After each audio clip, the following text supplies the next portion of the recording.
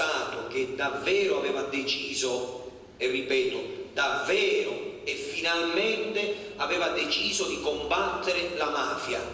se hanno ammazzato Falcone, allora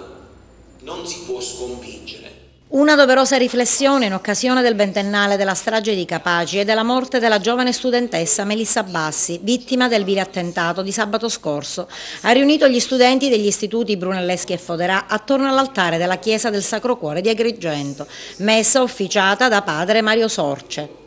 Un'occasione di riflessione sul ruolo della scuola, di educare al rispetto della propria vita e all'altrui e alla partecipazione responsabile e solidale. Come scuola abbiamo deciso di ricordare Melissa,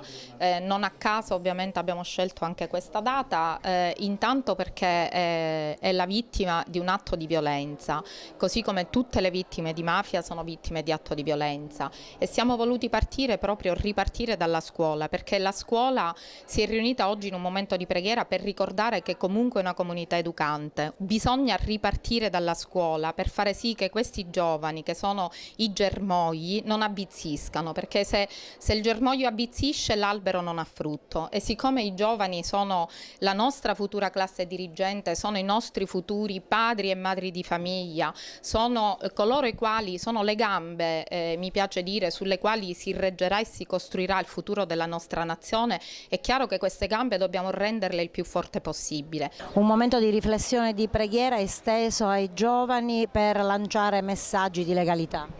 Messaggi di legalità, di pace, messaggi di vita soprattutto, perché abbiamo voluto oggi ricordare due avvenimenti: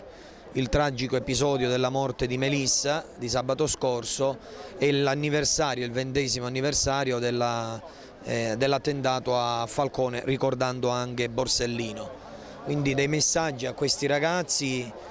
di apertura alla vita e di credere fortemente in una vita fondata sul valore della verità, sul valore della giustizia e sul valore anche di una vita vissuta bene, come poteva essere la vita di una ragazza di